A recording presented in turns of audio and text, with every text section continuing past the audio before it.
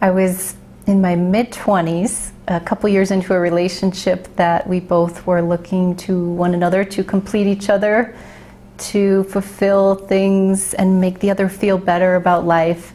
And as is life, that doesn't work. So it turned out that more arguments started occurring, and the more that happened, the more I became unhappy in my everyday life, and I would look around at the patterns that had ensued, and we started going to see the same friends every weekend at the same places, and everyone around me didn't quite seem fulfilled in any aspect of their life. They were just doing the job to do the job. They were together with a partner because that's what you do. You find a partner. And I knew something was missing.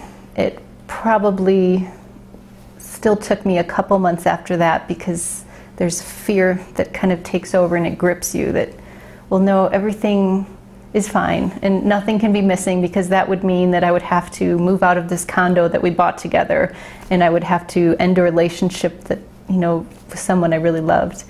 And that's very destructive, and change is scary. But I started having that gnawing feeling come more frequently, and it came to me at work.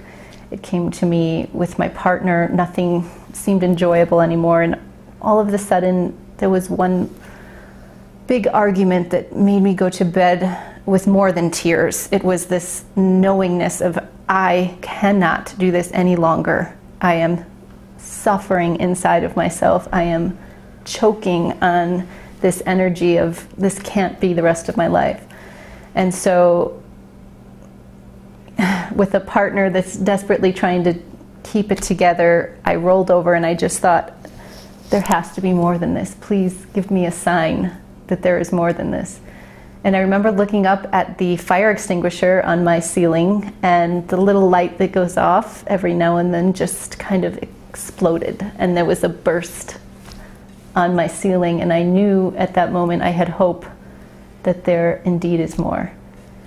I used that sign to really allow myself to believe in something more than what I was currently living, and I decided to start making some serious changes in order to discover the true joy of living. So the first step was ending a relationship, and that was very difficult, extremely difficult. I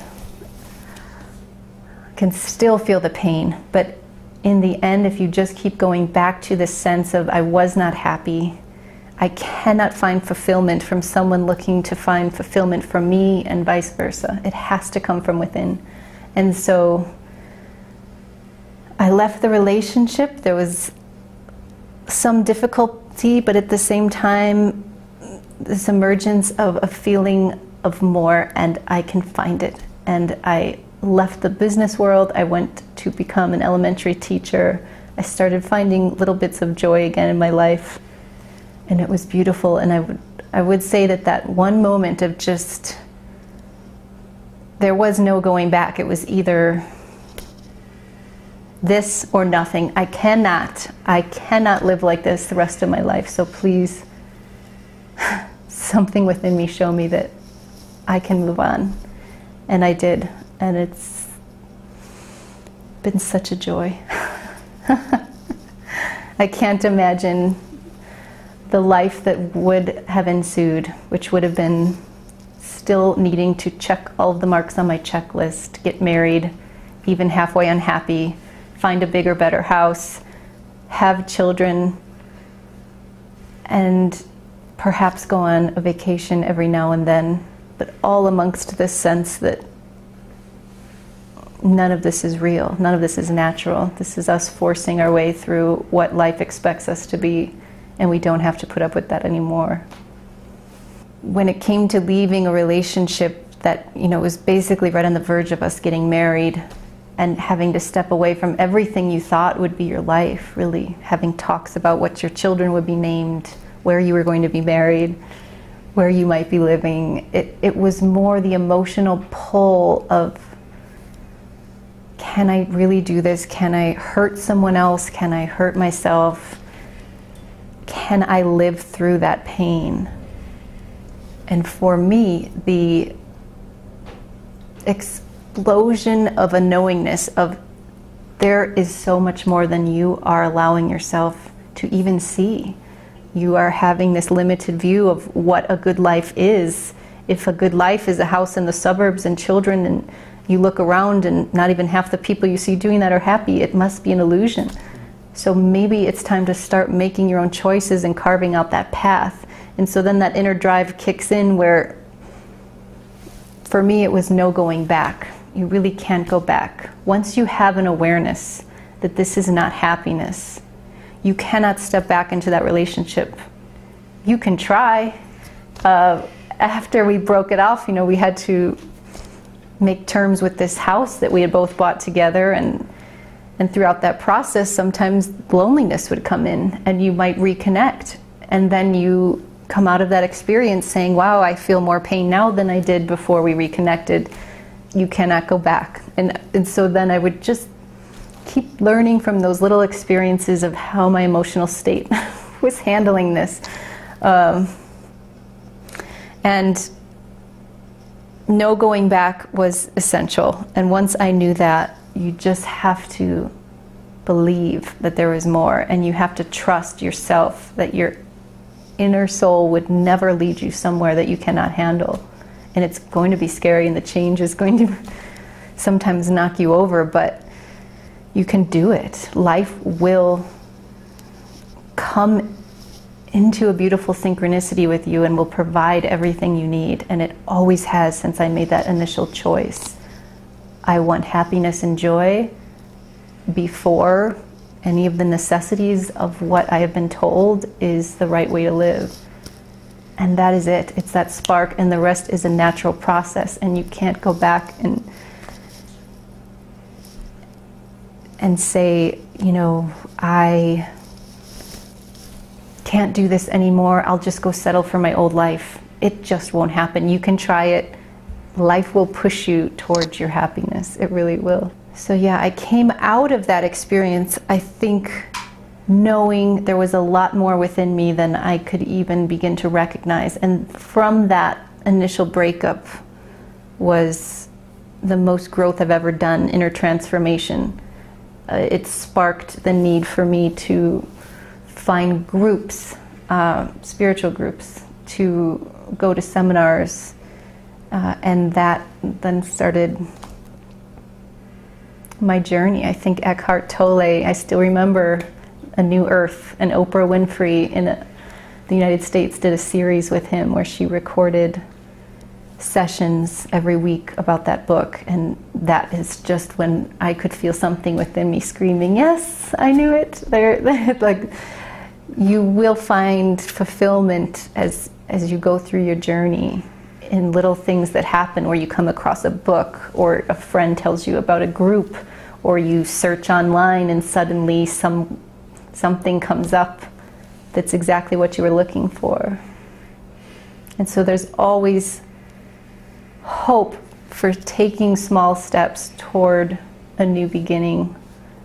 You don't have to rush into it. You don't have to think in terms of black or white. Like there's just living every day, knowing there's something else out there is, for me, what kept me going. And naturally there was an unfolding of an opening of eventually what became my soul, but little synchronicities that allowed that to happen. And if I would have never taken that step, if I would have sort of settled for the status quo of a life that felt condensed and very much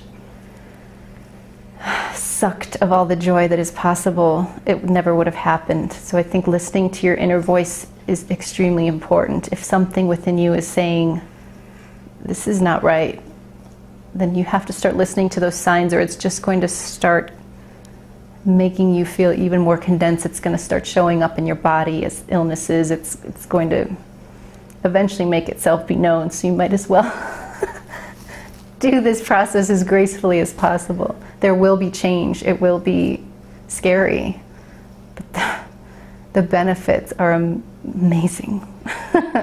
The biggest challenges for me One was discovering that I had the power to change my life.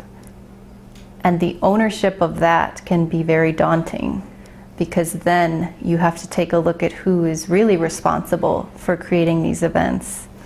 So once I realized that, I decided to change careers and go into something that would be more fulfilling, working with children. I found a beautiful new home for myself. I really allowed myself to go for what I really wanted instead of settling for a place that I didn't love.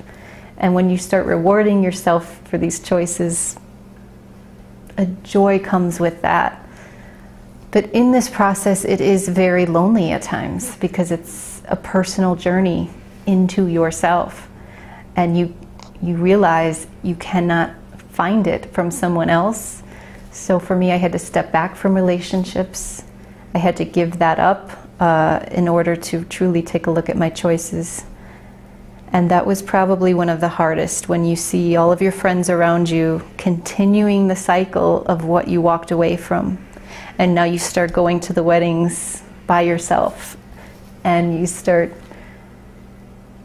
missing the sense of a partner, an old life. And the way I dealt with that, I guess, would be to come back into myself, to read the books that inspired me and kept me going, to find the groups and supportive people that I knew would lead me forward, to keep listening to my inner voice, that anytime I might perhaps meet somebody who could potentially be a partner, it would say within a couple weeks, this is not what you want. And I had to agree that if this is the path I'm choosing, I need to listen to that voice. I may be lonely, but I'm not going to start another 6-month relationship, because I know where that will lead if it's truly someone looking for you to complete them. You can't. You have to go within and love yourself first. And so that was very important. And it can be lonely, but you will get through it. Give yourself nurturing moments. I would go to the pool in my complex, and I would lay in the sun, and I would start owning the joy of being alone and the freedom it brings, and putting on music I loved. It's truly a choice how deep you want to go into the depths of depression. You can choose to do that, and there were weekends I did that. I also would throw myself into work, sometimes too much. I realized after a while that was probably my second hurdle after the loneliness and the responsibility of making your own choices, was when am I going to let the true freedom in? Because now I'm channeling my energy into teaching, and I'm donating 60 hours a week to this, and when am I going to start giving more to myself? It can be easy to want to just distract yourself with something else to get away from the loneliness and the pain. And it took me a good 4 years of teaching, and eventually getting bumped around enough, moved to a different school, forced to teach 2 grade levels at once, and finally you start saying, whoa, whoa, whoa, you know, this is not the answer either. And so from that came probably the next stage of my life, where I truly let go of all of the security systems and the old ways of needing a job and my retirement account and all of this stability, and really trusting I can always take care of myself. One of the things you're going to have to realize along the way is that your original group you started with, or the partner you were with, or if you're not happy in that situation, then it might be appropriate for you to completely let that go, which means letting friends go that may have been with you years and years and have some of the best memories of your life with these people. But if they are in a consciousness which is not choosing to open up in this lifetime, that's their choice, and I honor that. But you have to say, what choice am I going to make now? Do I want to stay with this group of friends and go to the same bar every weekend and have the same mundane discussions about drama? Or do I want to draw in a new group of people? And sometimes you have to release the old before the new can even have a doorway to come in. And that's what I had to do. I had to let go of a big group of friends, my entire university group of friends. And at the same time, I just started declaring, but I know there are conscious people out there that I will connect with, that I will find. And I did find those people, but it really took a good year or two of playing games with the old friends, of, starting to do the cushion of sugarcoating. I'd love to go to your party, but I'm just, a little tired this weekend, or I have this teaching event. So first it would start with me trying to be nice and get out of these events. And finally I realized, just be direct, just be yourself. I can't make it to that party. And that's it.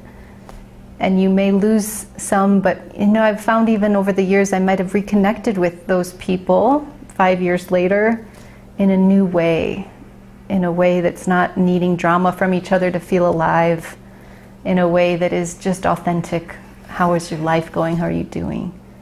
There's no need for me to try to impress them with where I'm at, with what my new living situation or job situation is. It's a total new way of connecting to their soul.